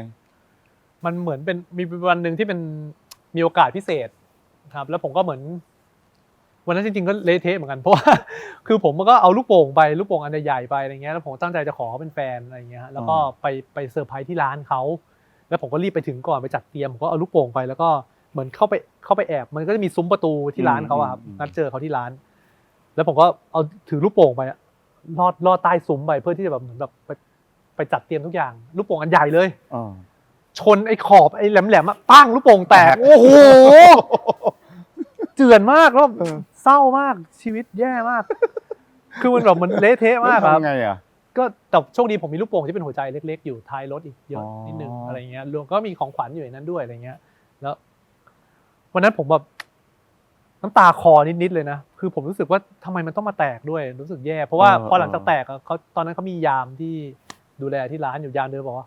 โอ้ตรงนี้มันแหลมครับมันชนมันก็แตกอย่างเงี้ยแหละอุ้ยมาพูดอะไรตอนนี้วะคือจิตใจก็แย่อ ไม่ ยู่ บอกกูตั้งแต่แรกระวังนะครับ ใช่นั่นแหละก็เลยแบบหลังจากวันนั้นแล้วก็แต่ก็โอเคครับวันนั้นผ่านไปได้ด้วยดีสุดท้ายก็มีความสุข เราบอกเขาเลยใช่ไหมว่าเรา ใช่ค อ รั ยา บ กจะเป็นแฟน ก็เหมือนแบบขอเขาอะไรเงี้ยเขา แล้ว ก็ เขาว่าไง เขาก็ตอบรับนะฮะณวันนั้น คือนี่มันก็เป็นอีกสเต็ปของชีวิตเหมือนกันเนาะ ครับ คือเคยได้ยินอย่างวันนี้ที่เราสัมภาษณ์กันอยู่ ครับ เนี่ยหมากกับคิมเบอรรี่ก็ขอแต่งงานกันไปแล้ว อ๋อครับ นะ โอ้ยินดีกับเขาด้วย แต่อันเนี้ยคือ ครับ เต๋อเนี่ยขอเป็นแฟน ครับ คบกันมาแล้วมีการขอเป็นแฟนโดยการเหมือนกับจัดเป็นการขอเหมือนขอ ครับ แต่งงานแต่ไม่ใช่แต่เป็นขอเป็นแฟนอย่างเงี้ย ขอเป็นแฟนครับ แล้วก็ พอวันนั้นมันลูกโป่งแตก ผมก็เลยหลังจากนั้นก็มีไปขออีกวันหนึ่งเหมือนกัน อ๋อเหรอ เหมือนแบบแก้ตัวจากครั้งที่แล้วอะไรอย่างเงี้ยครับ อ่า ก็โอเคกว่าเดิมใช่ครับ พี่ถามน้องใหม่เนี่ยว่า ครับ แบบพี่เต๋อเขาเป็นคนขี้หึงก็เป็นคนเขาบอกเต๋อไม่เป็นคนไม่ขี้หึงเลยเหรอหรืออาจจะแบบเก็บไว้ในใจหรือยังไง ไม่ค่อย จริงป่ะ กับน้องใหม่คือผมรู้สึกว่าเขาทำอะไรให้ผมหึงน้อยมากครับหมายถึงว่า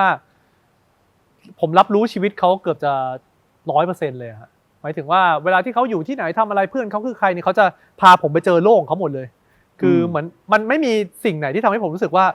เอ๊ะมันยังไงวะ ต้องระแวงทำไมถึงไม่ให้เราไปด้วยทำไม ใช่ ไม่มี ไม่มีเลยครับ คือสมมุติเขาไปถ่ายละครกองไหนก็ตามอย่างเงี้ย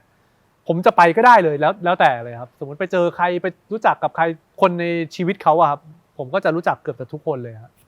หมายถึงว่าเขาก็จะแบบเหมือนยินยอม เขา ให้ ก็ ผม เปิด ข้ เขา ไป ก็ อ โอยู่ ใน เพ ชีวิ น ต เราแบบจริง ๆ เหมือนกับอยู่ ใช่ ในชีวิตของเขาจริง ครับแล้วเขาไม่เคยทำอะไรให้ผมรู้สึกต้องแบบเหมือนแบบเป็นกังวล ๆ แล้วอย่าง สสั ชุดว่ายน้ำที่น้องใส่ล่ะ ครับ ห่วงไหม ห่วงเรื่องคนมาซูมดู อันนี้อย่างเดียวเลย คือเขาจะบางทีเขาจะ เดี๋ยว ครับ บางทีเขาอาจจะดูวิว อ๋อ ดูผิวหน้าดูอะไรอย่างงี้ อ๋ออาจจะซูมไปดูวิวดู ไม่มีอย่างอื่นครับ คิดมากเลยเรา ครับ ห่วงไหมถามจริง ไม่ห่วงนะผมก็อาจจะมีนิดนึงบางครั้ง แต่ว่าโดยรวมผมก็รู้สึกว่าเขาก็เซ็กซี่ดีนะครับแล้ว เคยบอกมาว่า เรียกเขาว่าไง เรียกก็มีหนูบ้างอะไรครับ อ่า บางทีก็มีหลุดที่รักออกมาบ้าง แบบ ครับ หนูที่รักแบบอันเนี้ย ครับ ลุงไม่ชอบ ไม่มีครับไม่มีครับ ไม่มี ครับ หนูอันนี้มันเยอะไปนิดนึงลุงแบบ ว่าอย่าเนี่ยมันไม่เหมาะอะไรเงี้ย ไม่ครับ ไม่เลย ครับ คือผมอะเชื่อมั่นในการตัดสินใจเขามากเลยว่า แต่ละรูปที่เขาลงหรือว่าทุกอย่างที่เขาจะ ไม่ ลง กล้าพูดหรือเปล่า ไม่ผมกล้าพูดนะแต่ว่าผมไม่รู้สึกอย่างนั้นจ กลั ริ ว ง เขาดุหรือเปล่า ๆไม่ผมไม่กลัวเขาดุเท่าไหร่ ไม่กลัวเลยใช่ไหม ไม่ครับ แล้วเขาเป็นคนดุไหม บางครั้งมีบางจังหวะ อืม บางทีก็จะดุนิดนึงแล้วพอดุปุ๊บก็จะบางครั้งเขาไม่ได้ดุด้วย แต่ว่ามันเหมือนดุแล้วก็สักพักก็จะอ๋อไม่ได้เป็นไรนี่อะไรเงี้ย แต่ว่า ครับ อย่างรูปเขาบอกเต๋อก็ถ่ายเขาด้วย ใช่ครับบางครั้งผมก็ถ่าย แล้วก็บางทีบางครั้งที่เขาจะลงอะไรเขาจะถามรูปไหนดี แต่เขาจะไม่ถามว่าลงได้ไหมนะคือเขาจะเชื่ออยู่เขารู้อยู่แล้วว่าผมแบบเหมือนไม่ปิดกั้นเขาคือสิ่งที่เขาจะอยากลงเขารู้ลิมิตตัวเองอยู่แล้วว่าอันไหนที่กำลังดีอันไหนที่แบบมากไปเนี่ยเขาจะรู้นะ รู้สึกยังไงที่วันนี้แบบเต๋อเป็นแฟนกับผู้หญิงคนหนึ่งซึ่งแบบ พี่เชื่อว่าผู้ชายแบบ ครับ เกินครึ่งประเทศอ่ะแบบ ครับ โอ้โหรู้สึกแบบผู้หญิงคนนี้แบบเป็นแบบนางฟ้าตัวน้อยๆแบบเป็นที่หมายปองอ่ะ ครับ ผมรู้สึกว่าชาติที่แล้วอาจจะทำบุญไว้เยอะมาก คือหนึ่งคือเขาเป็นคนสวยมากครับ สวยแล้วก็แบบน่า แต่ รั เต๋ ก อรู้ใช่ไหมผู้ชายชอบเขาเยอะมากเลยนะครับ พี่หนุ่มยังซูมเลยใช่ไหมล่ะผมก็ก็ เนี่ยเหมือนกันเลยคู่เนี้ยจริงๆก็ชื่อแบบจากไม่ได้ซูมวันนั้นใหม่เนี่ยพี่ลองดูดิพี่ก็เลยซูมเอามาเอาใหม่ก็เอานี่พี่หนุ่มยังซูมเขาย้ำมาให้มาแซวพี่หนุ่มเลย แล้วแล้วยังไงนะเมื่อกี้ถึงนะ แล้วก็คือนอกจากเขาจะสวยเขาน่ารักแล้วเขาแบบเหมือนแบบเขาเป็นคนดีมากๆด้วยครับจิตใจดีมาก ซึ่งปกติแล้ว3คุณสมบัติเนี้ยมันอยู่ในคนเดียวกันยากมากมันว่าคนแต่ละคนก็จะแบบเหมือนแบบอาจจะมี2ก็ถือว่าดีมากแล้วอะไรอย่างเงี้ยแต่เขามีแบบครบทุกอย่างเลย แล้วก็เหมือนแบบเขาก็ยินดีเปิดใจให้เราแบบเหมือนเราเป็น1คนที่อยู่ในชีวิตเขาอะไรอย่างเงี้ย แล้วในครอบครัวของน้องใหม่เขาว่าไงบ้างกับเต๋อเจอกันเรียบร้อยหมด ก็เจอครับได้คุยกับคุณแม่คุยกับคุณน้า ก็โอเค เขาคุยกับพี่ก้าวอะไรเงี้ยพี่ก้าวก็ถือเป็นคนในครอบครัวครับ ก็โอเค ทุกคนก็แบบแฮปปี้กับเต๋ ทุ อก คนก็ดีกับผมครับเหมือนแบบคุยดีคุยโอเคอะไรเงี้ยอาจจะเป็นเพราะผมว่าอาจจะได้เจอเขาตั้งแต่ตอนช่วงก่อนที่ผมจะจีบน้องเขาด้วยบางทีน้องเขาอยู่ในกองก็บางทีคุณแม่เขาก็มาอะไรเงี้ยครับผมก็ไป ก็ได้เจอได้คุยกันอยู่แล้วอะไรเงี้ย แต่ก็จะมีคนอารมณ์เย็นเป็นคนแบบไม่ค่อยทะเลาะเวลาที่ทะเลาะ ผมไม่ค่อยใช่ครับ ผมจะไม่ค่อยชอบการทะเลาะหมายถึงว่าถ้าต่อให้เป็นการทะเลาะก็จะเป็น จะไม่ใช่เป็นแนวแบบขึ้นเสียงโยนของ อืม ชี้หน้าว่ากันอะไรเงี้ยไม่ แต่จะเป็นคนเงียบ ใช่ครับ ๆไม่พูด จะพยายามเงียบแล้วก็ปล่อยให้เวลาทำให้มันดีขึ้นในระดับหนึ่งก่อน แล้วค่อยกลับมาคุยกันอีกทีหนึ่งอะไรเงี้ย อืม ส่วนใหญ่ผมจะเป็นแบบนั้น แต่กับใหม่นี่ก็เหมือนกันคือเวลาเขาบอกว่า ถ้าเกิดว่าเขาโกรธกับเต๋อหรือเต๋อโกรธเขาก็จะบอกว่างอเขาได้แล้วนะ เขาพูดมาเลย ใช่ไหม เพราะผมว่าชอบเงียบไง เออ คือเวลาที่ผมเงียบผมก็จะคิดนะว่า บางอย่างที่เราพูดไปมันเหมือนเติมเชื้อฟืนอะณเวลาเนี้ยใจเขาอาจจะไม่ยอมรับฟังเหตุผลเท่าไหร่ อืม แล้วสิ่งที่เราพูดไปถ้ามันเป็นเหตุผลที่แบบเหมือนแบบเขาไม่ได้รับฟังอะไรเงี้ยมันก็อาจจะแบบทำให้สถานการณ์แย่ลงหรือเปล่าเงี้ยนี่ผมเป็นคนคิดมากครับ ผมก็จะคิดเยอะมาก คิดจนสุดท้ายไม่ได้พูด พอปรากฏว่าการไม่ได้พูดเนี่ยกลับกลายเป็นเรื่องที่แบบใหญ่มากสำหรับเขาหมายถึงว่าไม่พูดแย่กว่า อืม พูดอะไรมาเหอะพูดทุกอย่างมาแล้วก็พูดมั่วๆมาก็ได้อะไรเงี้ยก็ยังดีกว่าอะไรเงี้ย อืม ครับมันก็เลยตอนช่วงนั้นก็จะมีแบบตึงๆกันนิดนึงบางทีเวลางอนกันอะไรเงี้ย นี่กี่ปีแล้วเนี่ยเขามา 4 ปีแล้วครับ โอ้โหนานแล้วเนอะ ครับ จะแต่งเมื่อไหร่อ่ะ จะสักพักครับค่อยๆไปค่อยๆเป็นค่อยๆไปครับ หมอต๊อกแต๊กเขาทำนายว่าจะแต่งงานกัน ใช่ครับ แต่ว่าเหมือนให้ระวังให้แบบเหมือนดูคนใกล้ตัวอะไรประมาณนี้ครับ ดูอะไรอ่ะ เหมือนให้ระวังไว้อะไรอย่างเงี้ย ให้ระวังคนใกล้ตัว ให้ระวังคนใกล้ตัว อย่างเช่น ก็แต่ว่าเรื่องนี้คือเป็นเรื่องตลกก็คือว่าตอนนั่งกันอยู่ด้วยกัน แล้วก็พอหมอสแต็กเขาพูดเรื่องนี้แล้วผมว่าพอคิดคนใกล้ตัวของน้องใหม่อะผมก็พูดพี่ก้าวขึ้นมาผมก็พูดพี่ก้าวขึ้นมาใช่ครับ ใช่ไหม ใช่ คือพี่ก้าวจะไม่ให้แต่งอย่างเงี้ยเหรอ ให้ระวังคนใกล้ตัวก็พอคนใกล้ตัวผมก็นึกถึงพี่ก้าวเลยไง เออ เพราะว่าพี่ก้าวเขาเป็นคนที่อยู่กับน้องแบบไปงานก็อยู่ด้วยกัน แล้วได้บอกเขาไหม ผมก็พูดเขาก็อยู่ข้างๆเขาก็ แล้ว หัว เขา เราะ ว่าไงอะ เขาก็หัวเราะเขาก็ไปถามพี่ก้าว ใช่ครับ เออ มีบ่อยไหมครับเวลาแบบคุยกันนอกรอบอย่างเงี้ย เรื่องอะไรอ่ะ แบบเรื่องที่แบบเหมือนแบบไม่อยากให้ออกไปในสื่อแต่ว่าพี่จะบอกแล้วก็เมาอย่างเงี้ย มีเยอะเลยอ่ะ ใช่ มีเยอะ เหรอ ทุกคนต้องถามบิวกินดิ อืม ถามบิวกินดิวันไหนที่ไม่ให้ออกบ้าง อืม มี ครับ ส่วนใหญ่เวลาคุยไปแล้วอย่างเงี้ยบางทีแบบเขารู้สึกว่ามันไม่เหมาะที่จะออกตอนนี้เขาก็จะ ครับ ให้ตัดออกอะไรเงี้ย อืม ของเต๋อไม่ให้ตัดออกไหม ทั้งหมดเนี่ยเหรอครับ เออ ไม่มีครับ ไม่มีนะ หมายถึงว่าไม่ให้ออกสักอันเลย พูดเล่นออกได้เหรอนะ แต่ของพี่อะตัดไปทำงานทิ้งให้หมดเลยเอาแต่เรื่องใหม่ไป อ้าว ธรรมดาเต๋อเป็นคนที่ไม่ค่อยไปสัมภาษณ์ที่ไหนไม่ค่อยพูดที่ไหนใช่ไหม ผมมารู้สึกว่าคนโดยทั่วไปเขาจะเกรงใจผมนิดนึง ปะ อืม เขาจะรู้สึกว่าแบบเขาจะอยากตอบเปล่าวะอะไรเงี้ยฮะแว่นไหมฮะ ฮะ แว่นไหมครับ ว่ากูใส่แว่นด้วยนะ ครับอ่ะ โอเคอุ้ยคำถามนี้ก็ไม่ถามแล้วต้องถามนี่ไม่ได้ตอบว่าเอาเชิญครับ5 4 3 แม่ผมชอบพี่หนุ่มมาก 2จริงเหรอ จริงครั ทำ บ ไมอ่ะแม่ดูรายการเหรอ แม่ดูโหนกระแส จริงอ่ะ ใช่แม่ชอบดู แม่อยาก แม่ช มา อบ อ ดู อกไหมล่ะ แม่เขาขอ กลัวดิเดี๋ยวจะถามอะไรแม่ผมอ่ะฮะ โอ้แต่คุณแม่ดูใช่ไหม ครับ แม่เขาจะฝากผมมาขอเสื้ออุ้ย ได้ อุ๊ย วันนี้เอามาให้ อุ้ย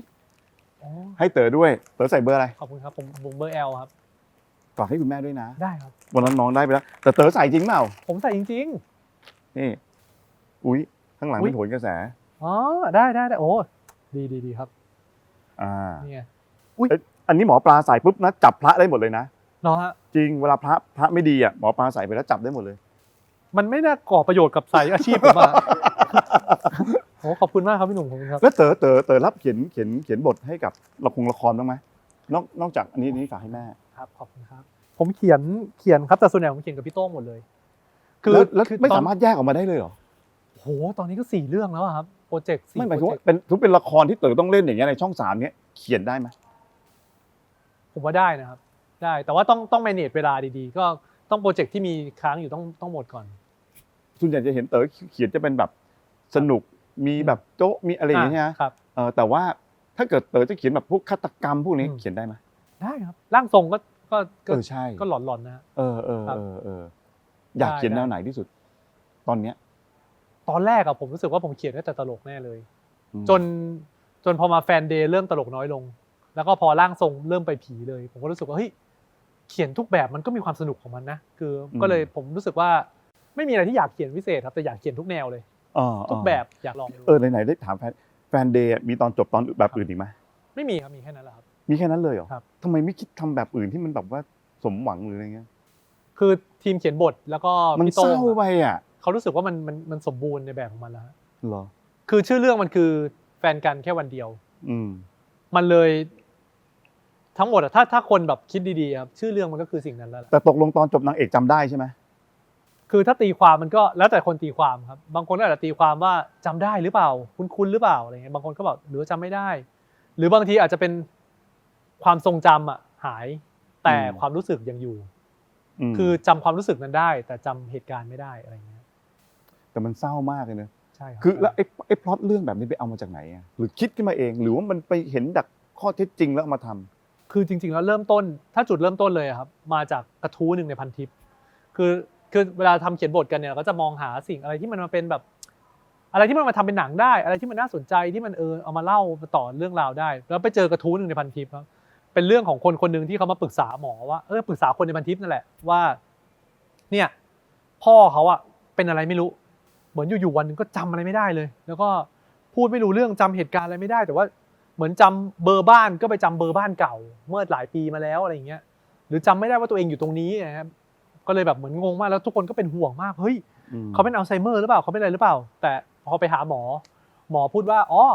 อันนี้เขาเรียกว่าโรค TGA เป็นวันเดียวเดี๋ยวพรุ่งนี้ก็หายซึ่งเขาตกใจมากเฮ้ย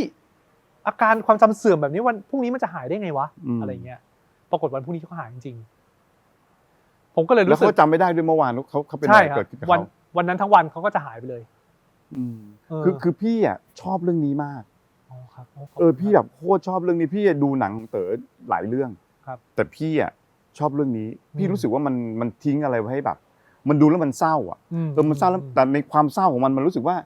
ที่มันก็มีความสุขว่ะ ใช่ใช่ครับ คือบางครั้งคนเราแค่แบบมีความสุขใน1 วัน ก็ไม่ได้บอกว่าพรุ่งนี้มันจะการันตีได้ว่ามันจะมีอะไรเกิดขึ้นกับชีวิตเราอะไรอย่างเงี้ย ครับ เพียงแต่ว่าความสุขนี้มันเกิดขึ้นแล้วอะไรอย่างเงี้ยในวันนั้นๆนะพี่ว่า ก็เหมือนเป็นความทรงจำที่ดีที่จะอยู่กับเราไป โดยที่ความทรงจำนี้ไม่จำเป็นต้องยั่งยืนมาจนถึงปัจจุบันไม่แต่พล็อตมันดีด้วยไง อ๋อ คือพล็อตมันดีมากอะแบบเป็น ครับ คือมันเหมือนแบบ คือคนไม่รู้คนดูหรือยังนะบางคนไม่ได้ลองไปหาดู แต่เรื่องนั้นเต๋อต้องเพิ่มน้ำหนักป่ะ ใช่ครับเรื่องนั้นเพิ่มมา ใช่ไหม 10 โล แล้วลงมายังไงอะ ก็ลงมาเดือนนึงตอนขึ้นก็ขึ้นเดือนนึงตอนลงก็ลงเดือนนึง10 โล 10 โลเดือนนึง ใช่ ลงยังไงวะเต๋อทำยังไงอะ ก็ พี่โคตรอยากลดมากตอนนี้ ผมกินคีน อ๋อเหรอ แล้วก็ออกกำลังกายหนักมากครับ คือวันหนึ่งกิน2 มื้อแล้วก็กินคีนแล้วก็ออกกำลังกายหนักเลย เพราะว่าใน1 เดือนที่จำเป็นต้องเป็นอย่างนั้นเพราะว่าผมจะเปิดกล้องเรื่องพรจากฟ้าหลังจากนั้น2 เดือนเพราะฉะนั้นผมจะมาหุ่นแบบเดิมไม่ได้ ซึ่งจริงๆแล้วผมไม่ได้เก่งอะไรขนาดนั้น แต่ว่าการเพิ่มน้ำหนักของผมมันเพิ่มแบบมันไม่ได้เป็นน้ำหนักไขมันที่สะสมนะฮะคือเราเพิ่มมา1 เดือนเรากินให้มันอ้วนอ่ะเดือนนึงมันไม่ใช่ไขมันที่สะสมมาเป็นปีอ่ะดังนั้นเวลามันลดออกไปมันจะลดออกไปง่ายกว่าคนที่อ้วนมาทั้งชีวิตอะไรอย่างเงี้ยครับ โอเคนะอ้าวนะครับ เฮ้ย ก็ หมดแล้วเหรอทำไมอ่ะ เขาบอกให้คัดแล้วเนี่ยเขาบอกคัดแล้ววันนี้คือจบประมาณนี้เนาะขอบคุณมากนะเต๋อนะ ขอบคุณมากครับผมต้องขอบคุณ พี่แฮปปี้มาก ครับ คือเอาจริงนะพี่ทำรายการนี้พี่ไม่คิดว่าจะมีแบบน้องๆมานั่งคุยกับพี่อย่างนี้รู้ป่ะ โอ้มีแต่คนอยากมาในการพี่หนุ่ม ไม่รู้ไงบางคนเขาก็กลัวไงแต่จริงๆมันไม่มีอะไรเลยนะอย่างเต๋อเองพี่ไม่ค่อยเห็นเต๋อสัมภาษณ์ที่ไหนไง ใช่น้อยครับมันไม่ค่ น้อยใช่ไหม ครับ อย่างน้องใหม่อย่างเงี้ยพี่แบบสัมภาษณ์กับน้องแล้วพี่ไม่คิดว่าน้องจะมานะ แต่พี่ก็แบบพอสัมภาษณ์น้องเป็นคนน่ารักมากเลยเนอะ น่ารัก อืม น่ารักเลยครับ ดีแล้ว ใช่ โอเค วันนี้ขอบคุณนะเต๋อนะ พี่หนุ่มขอบคุณครับ วันนี้ขอบคุณนะครับสำหรับโรงแรมแลงคาสเตอร์แบงคอกมากๆนะครับที่ให้เรามาถ่ายทำที่นี่นะฮะวันหลังเชิญมาทั้งคู่ได้ไหม ได้สิครับถ้าพี่หนุ่ม จริงเปล่า ได้นั่งคู่กันเลยนะ ได้ครับ รับ แล้วต้องมี ปากนะ พี่หนุ่มด้วยป่ะฮะ ฮะ ต้องมีพี่หนุ่มด้วย มี ป่ะ ดิ อ๋อ พี่เป็นคนสัมภาษณ์ดิ ได้สินึกว่าให้ผมมานั่งกับน้องใหม่2 คนอ๋อ มา2 คนให้พี่คุย ได้เลย นะ ชวนมาได้ครับ รับปากกันนะ รับปากแล้วอะ โอเคนะ ไปตอบเม้นต์ผมด้วยนะฮะ เดี๋ยวตอบเลยเดี๋ยวเข้าไปตอบเลยเข้าไปตอบเลย